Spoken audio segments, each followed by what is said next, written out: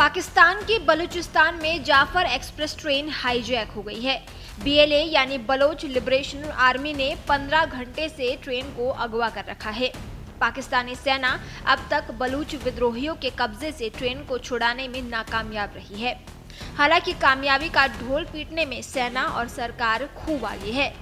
पाक सेना ने दावा किया कि उसने 100 से ज्यादा यात्रियों को विद्रोहियों के कब्जे से छुड़ा लिया है।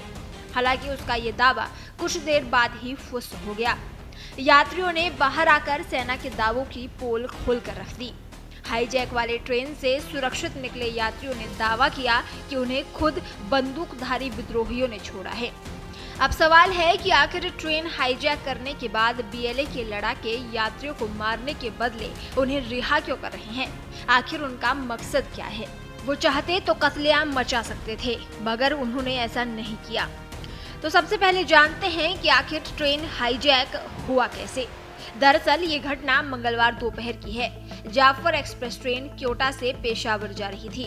उसमें करीब 400 यात्री सवार थे। ट्रेन जब गुडालार और पीरू कुनरी के पहाड़ी इलाके में एक सुरंग तक पहुंची तो एक भयानक विस्फोट हुआ। ये विस्फोट बलोच विद्रोहियों ने किया था। मकसद था ट्रेन को रोकना और अपने कब्जे में करना।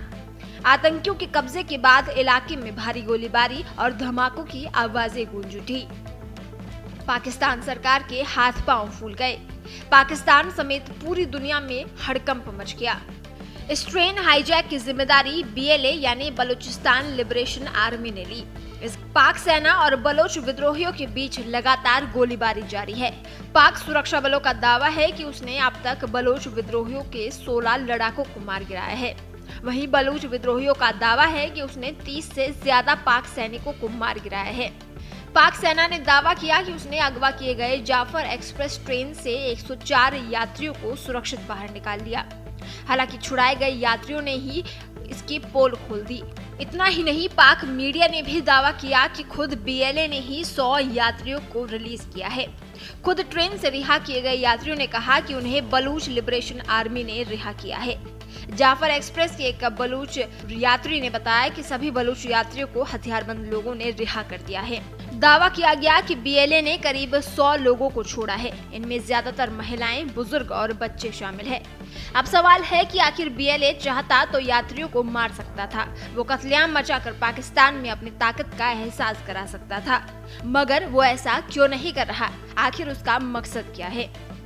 दरअसल बीएलए यानी बलोच लिबरेशन आर्मी का मकसद है कि पाकिस्तानी हुकूमत को संदेशा देना, और वो भी अपनी आजादी का। बलोच ये संदेश देना चाहते हैं कि हम हिंसक नहीं हैं और ना ही मारकाट चाहते हैं। हम केवल अपनी आजादी चाहते हैं। हमारे बलूचिस्तान का दोहन बंद हो, हमें अपना हिस्सा मिले। बहरहाल बीएलए ने पाकिस्तान सरकार को 48 घंटे का अल्टीमेटम दिया है। अगर त्वरित मकसद देखें तो बीएलए बंधकों की रिहाई के बदले में बलूच राजनीतिक बंदियों और जबरन गायब किए गए लोगों की तत्काल और बिना शर्त रिहाई की मांग कर रहे हैं। हालांकि बीएलए का व्यापक मकसद बलूचिस्तान की आजादी ही है। यही वजह है कि बीएलए आम लोगों को नुकसान नहीं पहुंचाना चाहती। उनका कहना है कि उनकी लड़ाई सरकार और सेना से है।